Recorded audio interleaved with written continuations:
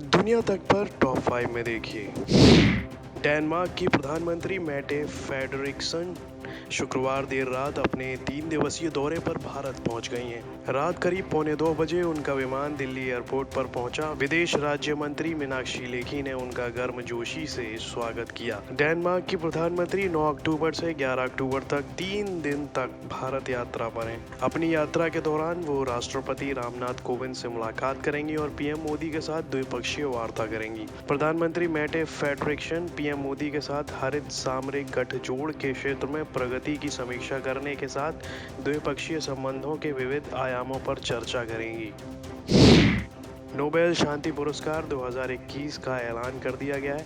इसमें मारिया रेसा और दिमित्री मुराटोव को शांति का नोबेल पुरस्कार दिया गया है। ये दोनों पत्रकार हैं। उनको अभिव्यक्ति की स्वतंत्रता की रक्षा करने के लिए किए गए प्रयासों के लिए शांति के नोबेल पुरस्कार से सम्मानित किया गया है। विजेता को चुने जाने वाली कमेटी ने कहा कि दोनों ही पत्रकारों ने फिलीपींस और रूस में अभिव्यक्ति की स्वतंत्रता की रक्षा के लिए साहसी लड़ाई लड़ी।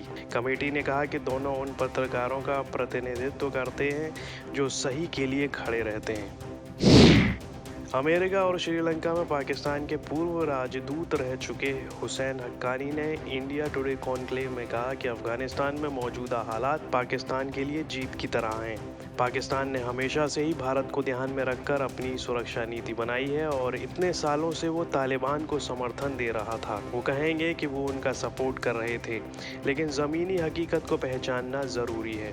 तो वहीं अफगानिस्तान के पूर्व सीईओ अब्दुल्ला अब्दुल्ला ने कहा कि तालिबान और पाकिस्तान की गहरी दोस्ती 3 दशकों से है।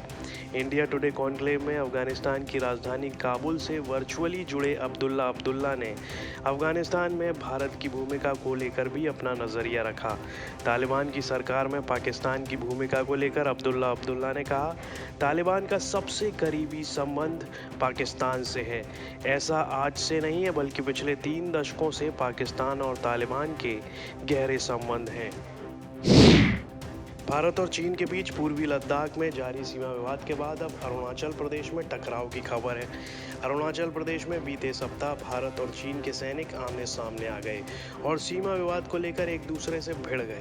हालांकि दोनों पक्षों के बीच बातचीत के बाद मामला सुलझ गया। माना जा रहा है कि पीएलए की सेना ने जब सीमा लांघी तो भारतीय सेना ने चीन के करीब 200 सैनिकों को एलएसी के पास रोके रखा और खदेड़ दिया।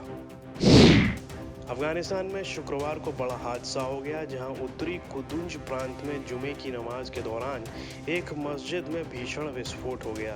तालिबानी पुलिस अफसर ने बताया कि इस हादसे में कम से कम 100 लोग मारे गए या जख्मी हो गए। इनमें से ज़्यादातर लोग मारे गए हैं। बताया जा रहा है कि यह हमला शिया मुस्लिमों को निशाना बनाकर किया गया था। तालिबानी अफसर दोस्त मोहम्मद उबैदा ने बताया कि 100 लोग हमले की चपेट में आए हैं। इनमें से ज़्यादातर लोगों की मौत हो गई।